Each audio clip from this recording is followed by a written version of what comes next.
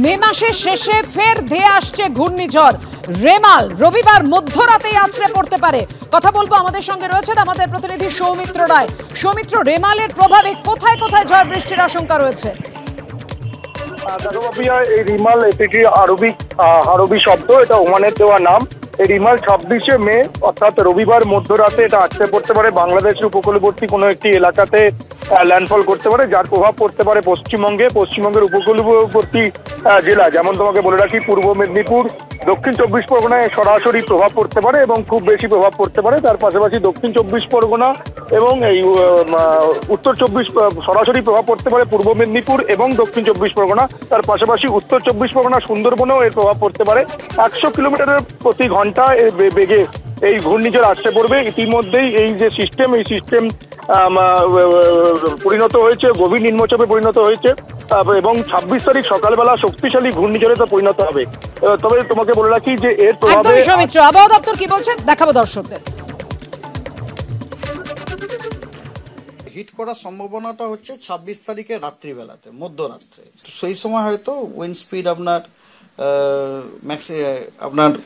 100 kilometre পার আওয়ারের মতো হওয়ার সম্ভাবনা আছে আর কি।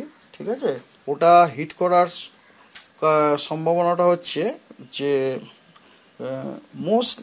মোস্টলি বাংলাদেশ কোস্ট, তবুও কথা হচ্ছে ওখানে একটা ক্ষীণ সম্ভাবনাও আছে যে আপনার বাংলাদেশ এবং কি বলে ওয়েস্ট বেঙ্গল কোস্টে হিট করার।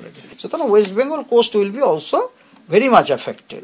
ইস্ট মেদিনীপুরে আপনার উইন্ড স্পিডটা 70 to 80। সাউথ 24 পরগনাতে কিন্তু উইন্ড স্পিডটা 90 to 100 kilometre per hour. North 24 পরগনাতে 80 to 90 কিলোমিটার পার আওয়ার।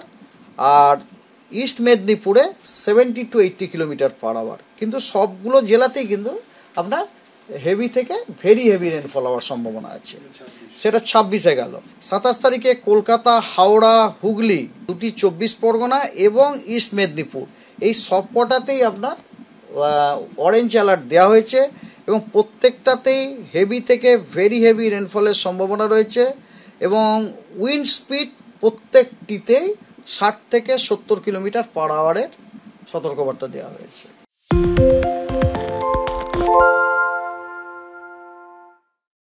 সত্য অন্তহীন, সত্যের খোঁজও তাই, সত্য সন্ধানে তাই আমরা অক্লান্ত, অকুতভয়। এবিপি আনন্দ নতুন ভাবনার প্রতীক, যা মনে মুক্ত, তথ্যে যুক্ত এবং যাবতীয় সীমানার বাঁধন থেকে মুক্ত।